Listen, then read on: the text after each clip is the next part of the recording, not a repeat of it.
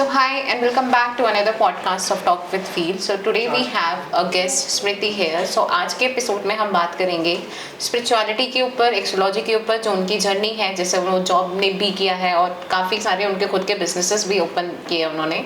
तो कैसी उनकी जर्नी रही आज तक के, क्या स्ट्रगल, क्या चैलेंजेस रहे, तो आज हम उस टॉपिक पे बात करेंगे. तो सबसे पहले how are you Smriti? Hello, नमस्कार. मैं बिल्कुल ठीक हूँ, आप बताएं. मैं भी बढ़िया. तो सबसे पहले मैं आपसे जानना चाहूँगी कि आपने कैसे सोचा कि मुझे स्पिरिचुअलिटी, या फिर आपने जॉब भी किया जैसे, या फिर बिजनेस भी आपने खुद के खोले, तो how you started your journey, like कैसे वो सपना आया या कैसे वो सोचा आपने? देखिए, कहानी तो बहुत ज़्यादा लंबी है. इन शॉर्ट में बता देती हूँ कि मेरा जो बर्थ था वो बहुत ही टफ कंडीशंस में हुआ था, क्रिटिकल कंडीशंस में. देन उसके बाद में मैंने हाथ देखना जो शुरू किया था अपने स्कूल एज में ही स्टार्ट कर दिया था.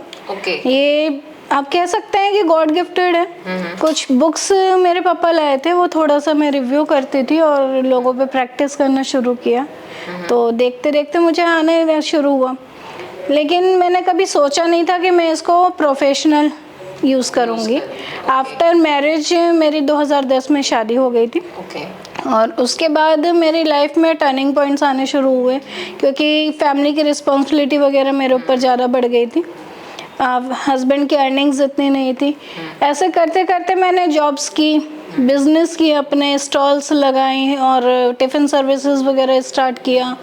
काफ़ी मैंने स्ट्रगल अपनी लाइफ में किया. फिर सडनली जब 2020 आया, जो सबके लिए पैंडेमिक था और लॉकडाउन वगैरह लगा, उस टाइम पे कुछ भी नहीं था मेरे पास. तब मेरे हस्बैंड ने कहा कि तू एस्ट्रोलॉजी का क्यों नहीं ट्राई करती, तुम इतना अच्छा हाथ देखते हो. तो उसके बाद मैं उस समय थोड़ा डिप्रेशन में भी थी, क्योंकि काम धंधा नहीं था, पैसे नहीं थे. तो मैंने ऐसे ही फेसबुक पे स्क्रॉल कर रही थी, तो एक ग्रुप में आशुतोष जी का मैंने एक मैसेज देखा और उन्होंने किसी की प्रेडिक्शन मांगी थी. तो मैंने उसमें प्रेडिक्शन दिया अपना. उनको प्रेडिक्शन बहुत अच्छी लगी. उन्होंने मुझे पर्सनल मैसेंजर पे अपनी प्रेडिक्शन करवाई. देन मुझे बताया कि मैं खुद एक एस्ट्रोलॉजर हूँ और मैं सिर्फ टेस्ट कर रहा था, आप मेरा ग्रुप ज्वाइन करें और यहाँ पे आप प्रेडिक्शन देना शुरू करें. तो वहाँ से फिर मेरी जर्नी स्टार्ट हुई थी एस्ट्रोलॉजर वाली. जी. तो जैसा अभी तक आपका जैसा एक्सपीरियंस कैसा रहा एक्स्ट्रोलॉजी में, अगर देखा जाए तो लोगों के मतलब आपको रिव्यूज़ कैसे मिलते हैं? क्या वो, जैसे आप उन्हें अच्छी बातें भी बताते हो तो कुछ रेमेडीज भी बताते होगे आप, तो वो कैसा रहा अभी तक? देखिए, मैं बाकी एस्ट्रोलॉजर से थोड़ा हटके बताती हूँ. वो ऐसे है कि मैं उनको कोई झूठी तसल्ली नहीं देना चाहती. जो होता है, जितना होता है नपा तुला उतना ही बताती हूँ, एक्स्ट्रा कुछ नहीं. जैसे वो लोग बता देते हैं, हम काफ़ी एस्ट्रोलॉजर्स आपने देखे होंगे, और आज के टाइम पे आप फेक और रियल में जज नहीं कर सकते. बहुत ठग बैठे हुए मार्केट में. ठीक है, तो मैं प्रेडिक्शंस देती हूँ, ऑनलाइन भी देती हूँ, ऑफलाइन भी देती हूँ.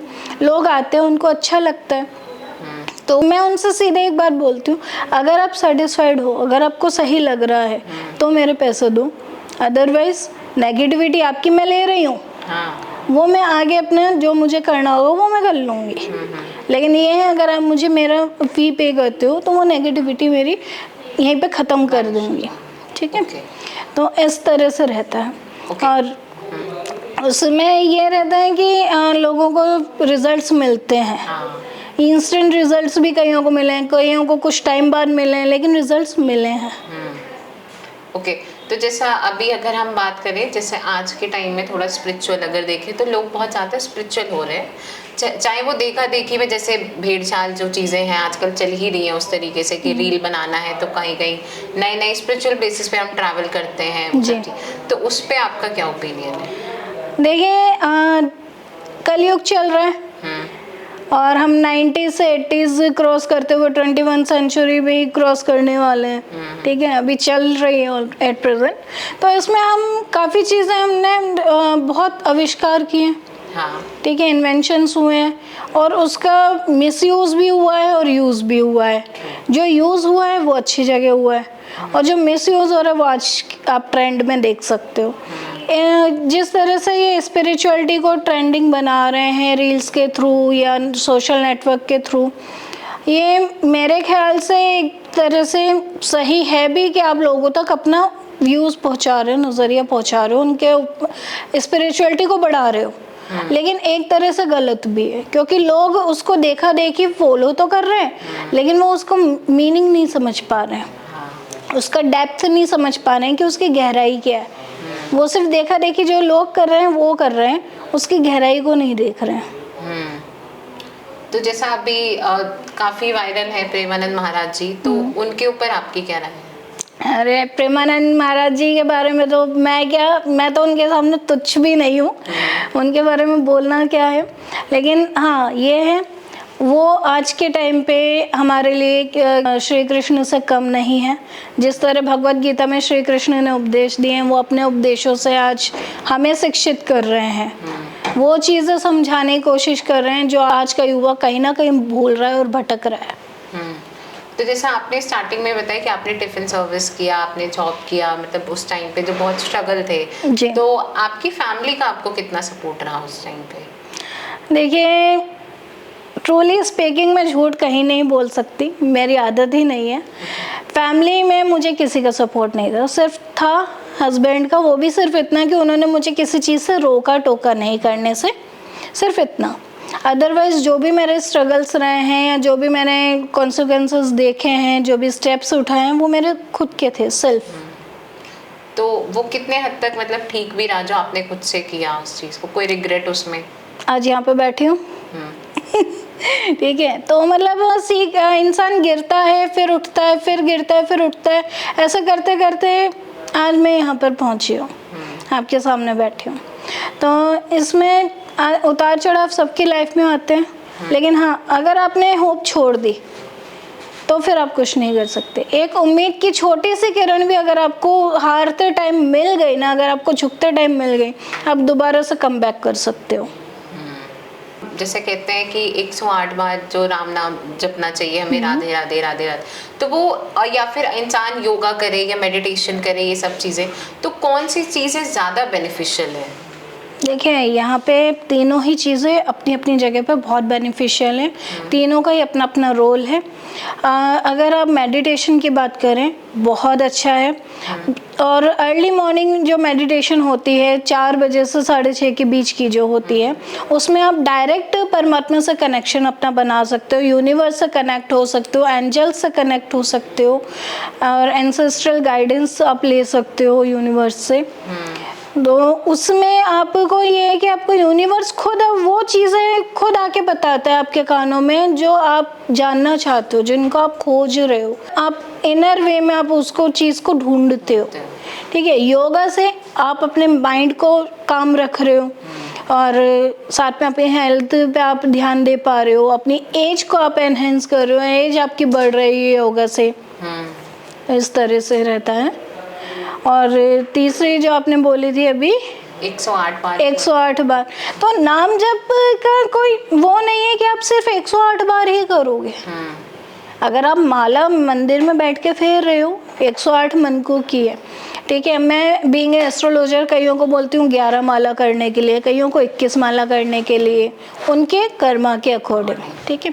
लेकिन आप अगर 1 करोड़ बार अपने नाम जप कर लिया, वो आपके 7 करोड़ नाम जप के बराबर का हो जाता है। और ये बात खुद प्रेमानंद महाराज जी ने बोली है। तो जैसा अभी आपने एक वर्ड बोला कर्मा जी, तो कर्मा का मतलब एक कार्मिक, कहते हैं कि कार्मिक चीजें भी होती हैं जो आपने पहले किया हुआ है वो इस जन्म में भुगतना होगा, या कुछ ऐसा एक रिलेशन रहता ही रहता है, तो वो कहाँ तक मतलब ठीक है? कर्मा सबसे बड़ी चीज़ है, सबसे बड़ी पावर है। आप कर्मा के थ्रू अपने पूरा भाग्य बदल सकते हैं, ठीक है। अगर आपने अच्छे कर्म किए हैं, सात्विक कर्म किए हैं, जैसे प्रेमानंद जी बोलते हैं उनको श्री जी की प्राप्ति करनी है, वो उस रास्ते पे हैं, आपको इसी तरह से भगवत प्राप्ति होती है। जैसा हम यहाँ पे बैठे बैठे बात कर रहे हैं, अगर आपके कर्मा, आपकी स्पिरिचुअलिटी इस लेवल की, आप जिस भी आपको ईष्ट को मानते हो, जैसे मैं महादेव को मानती हूँ, और मैं सच बताऊँ तो मैं 3 बार उनके साक्षात दर्शन कर चुकी हूँ, ठीक है। तो इस तरह से आप उन चीज़ों तक पहुंच सकते हो इजी वे में। कलयुग में इजी कनेक्शन आप खुद भगवान से बना सकते हो। और जैसे ये एंजल नंबर्स का क्या रोल रहता है लाइफ में? एंजल नंबर्स, देखिए एंजल नंबर्स के बारे में बहुत ज़्यादा तो नहीं, लेकिन हाँ इतना कह सकती हूँ कि अगर जैसे 4 टाइम 1 हो गया आपका, या 222 हो गए, इन सब के एक अलग अलग मीनिंग होते हैं।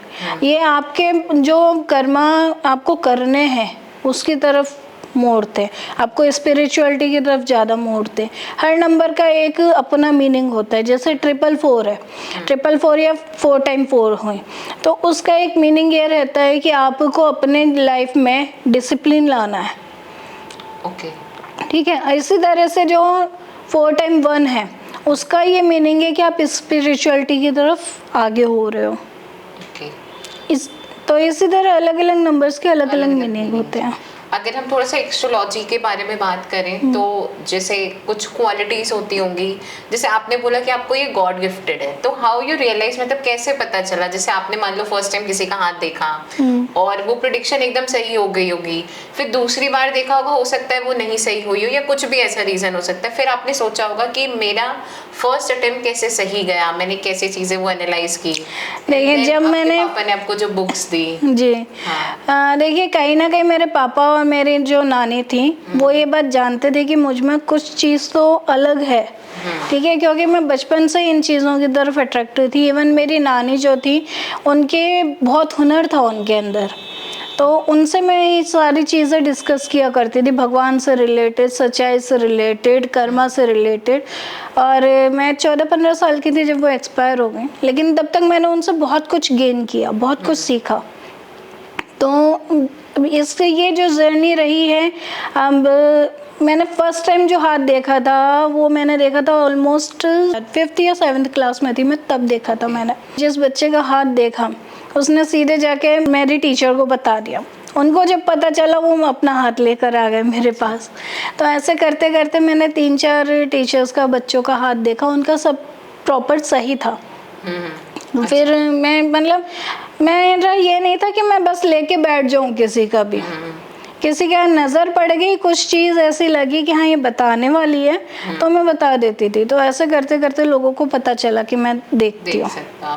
तो कहीं ना कहीं इस चीज़ से आप थोड़ा स्कूल में भी वो एक होता है कि ना कि आपका नाम हुआ होगा कि आपने ये चीज़। हाँ, इवन मेरे जो फ्रेंड्स हैं मेरे स्कूल टाइम की, आज भी मेरे कुछ टच में हैं, वो आज तक भी बोलती हैं। काफ़ी टाइम बाद हम दोबारा रीयूनाइट हुए, तब उन्होंने बताया कि तूने जो उस टाइम पे बोला था ना, वो सारी चीज़ें सच होती चली गई हमारे साथ। अब मैं ये नहीं बोलूँगी कि मैं 100% सच होती हूँ, लेकिन हाँ 70 to 80% सबका सच निकलता है और वो उस चीज़ से मुझे बिलीव करते हैं। लेकिन आजकल के टाइम में देखें तो बहुत सारे न्यू एस्ट्रोलॉजर्स की बुक्स हैं, बहुत अलग अलग तरीके से लोग बताते हैं। सोशल मीडिया पे आप देखोगे तो बहुत डिफरेंट रेमेडीज़ हैं, एवरीडे रेमेडीज़ निकालते हैं, मतलब लोग कि आप ये करो तो ये हो जाओगे, ऐसे करोगे तो पैसा। वहाँ पे वो चीज़ गलत करते हैं। हाँ, तो वो उस चीज़ में कैसे? देखिए रेमेडीज़ जो होती हैं हम फलित करके बताते हैं।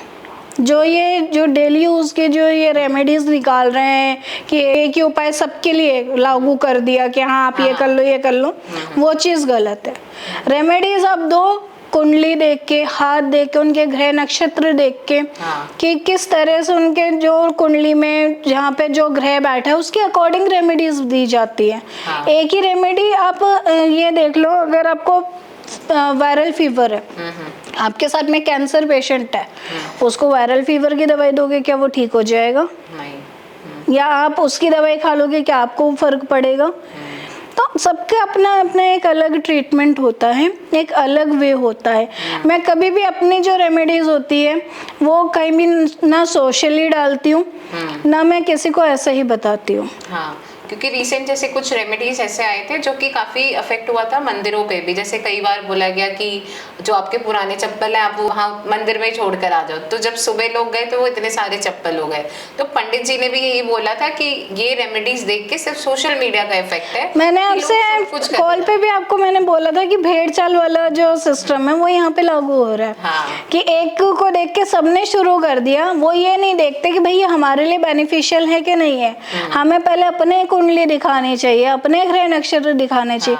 जिनके सही होते हैं वो इन रेमेडीज के चक्कर में पड़ के अपने भी खराब कर लेते हैं। हाँ, और कहीं ना कहीं आजकल का जो सोशल मीडिया का प्रेजेंट है वो बहुत ज्यादा, लोग बहुत जल्दी प्रभावित भी हो जाते हैं उसी चीज से। जी। चाहे वो टैरोट कार्ड रीडर हो, चाहे वो यूनिवर्सल ट्रुथ कोई बता रहा हो, कोई मैसेज आ रहा हो, तो वो सारी चीजें।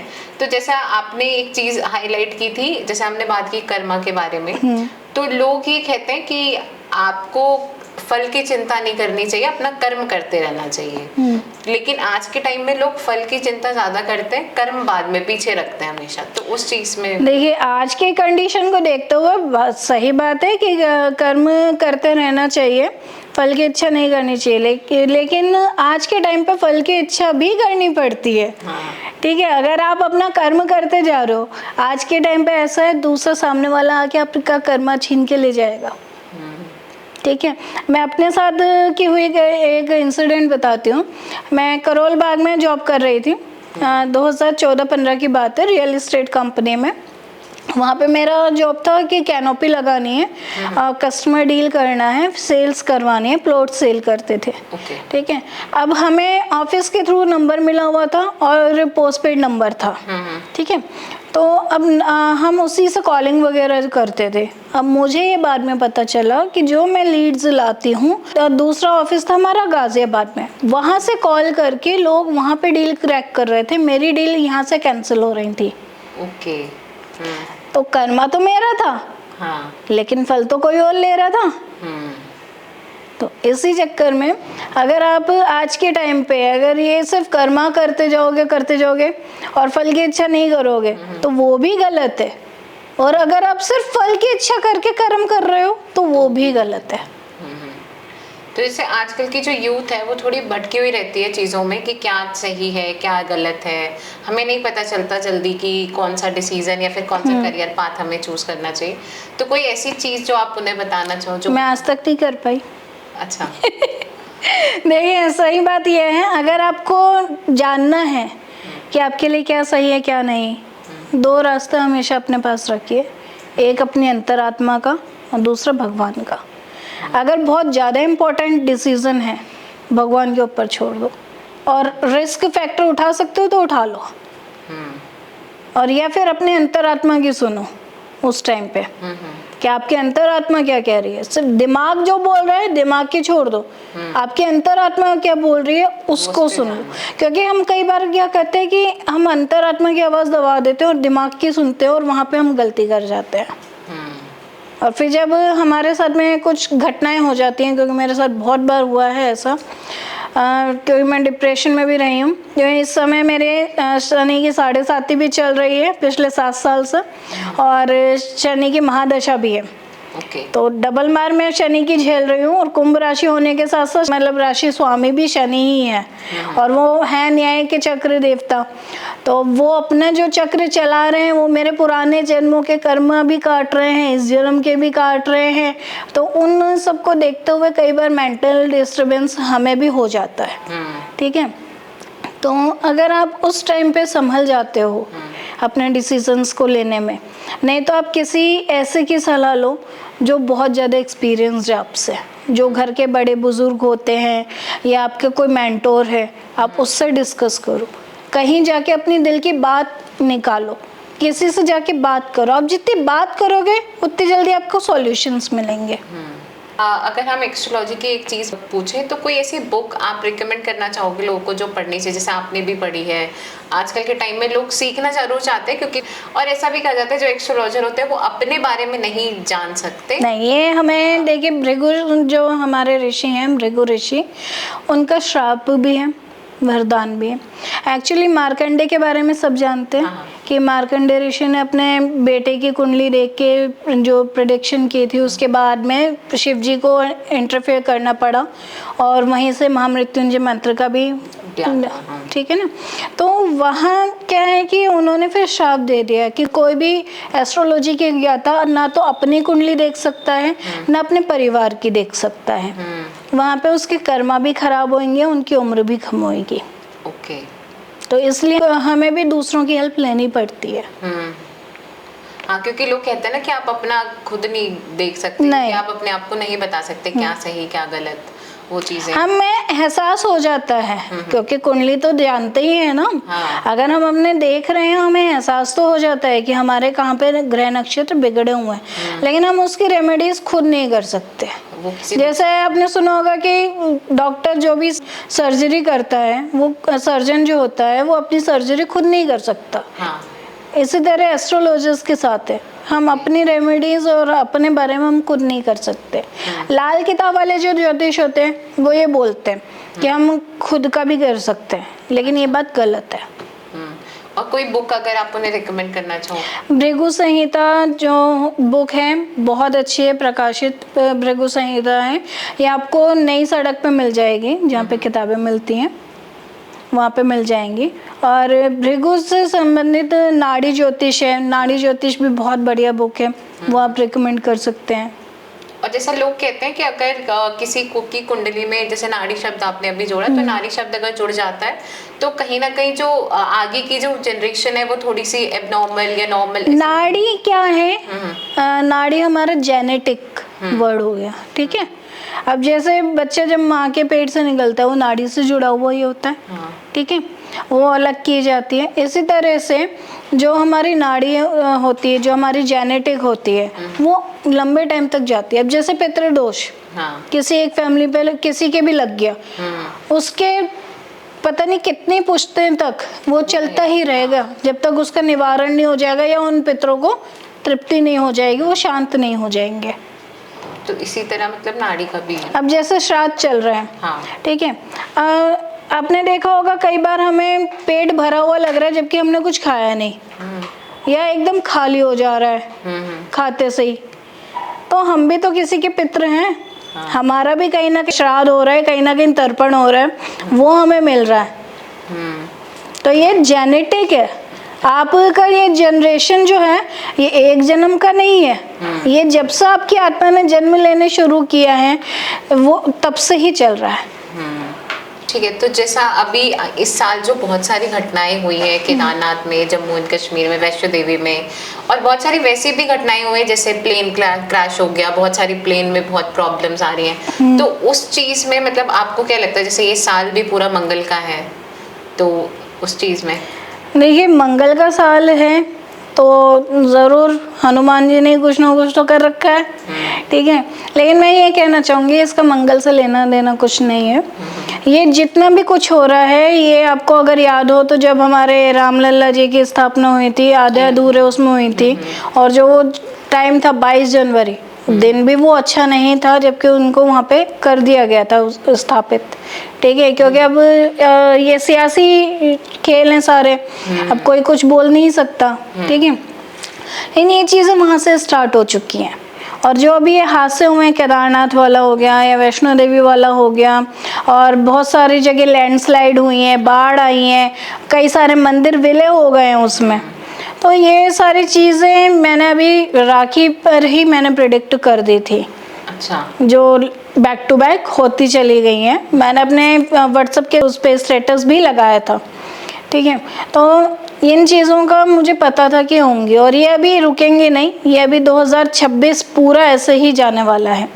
उतने में, हाँ, उतने में जो लोग बच गए वो आगे तक जाएंगे, लेकिन अभी जो हादसे हैं ये अभी कम नहीं हुए हैं, ये और बढ़ेंगे।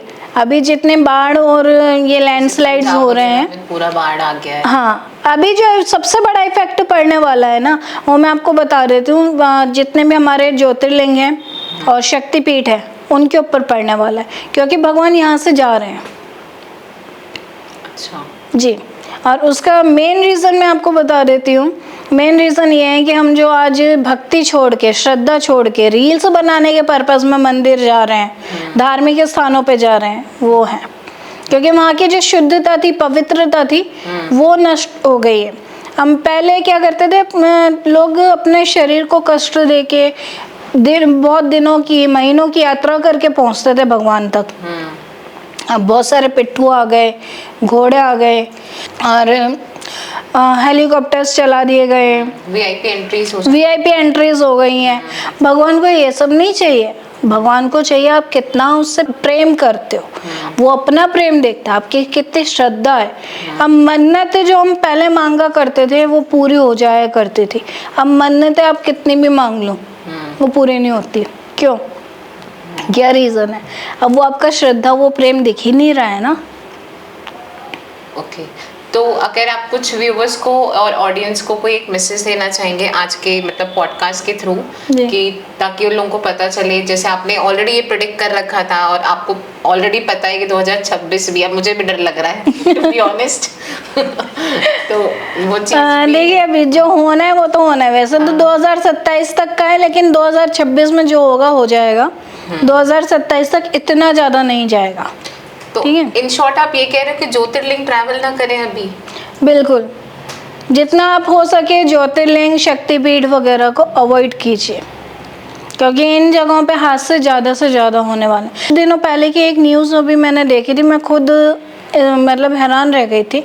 कालका जी मंदिर है हमारा, कालका जी मंदिर में एक पुजारी को वहाँ पे मारा गया है डंडों से, सिर्फ इसलिए, वो भी भक्तों के द्वारा, सिर्फ इसलिए कि उसने चुन्नी चढ़ा के नहीं दी वापस। तो अब ऐसे अगर कांड होंगे मंदिरों में जाके तो भगवान क्या करेंगे? वो अपने भक्तों को बचाएंगे या होने देंगे जो भी हो रहा है? तो जैसे अभी आपने एक बात बोली कि भगवान अपनी जगह से मतलब जाना चाह रहे हैं क्योंकि उनको ये चीज़ें, ये दुनिया अच्छी नहीं लग रही है। बिल्कुल, तो वो पॉइंट है। तो आप एक व्यूवर्स को अगर कुछ मैसेज देना चाहे अपनी एस्ट्रोलॉजी के through, how they can connect you, अगर उनको चीज़ें लगी, और अगर उनकी कोई क्वेरी है तो वो हमारे पॉडकास्ट के डिस्क्रिप्शन में कमेंट कर सकते हैं, और भी चीज़ें अगर जाननी हो स्मृति से तो आप वो जान सकते हैं। तो कुछ उनके लिए अगर आपको देखिए, मैं आपको सिर्फ यही मैसेज देना चाहती हूँ कि आप जो भी करें सच्चे दिल से कीजिए, बिना किसी को हर्ट करें। आपको हर्ट किसी को नहीं करना है, आपके कर्मा ही आपको आगे तक लेके जाएंगे। और अगर आप किसी के साथ में छल कपट या द्वेष कर रहे हैं, ईर्ष्या कर रहे हैं, लोभ कर रहे हैं, वहाँ से आप अपना पतन खुद ही स्टार्ट कर रहे हैं। आपका दिल जितना साफ रहेगा आप उतने ही ज़्यादा परमात्मा से कनेक्ट हो सकते हैं। और अगर आपको मुझसे कुछ भी जानना है या कुछ भी पूछना है, मेरा नंबर आप यहाँ से ले सकते हैं और मुझसे कनेक्ट कर सकते हैं। Thank you. So thank you so much, Spriti, for being Thank you. in our podcast. So keep like, share and comment and subscribe our channel. Thank you.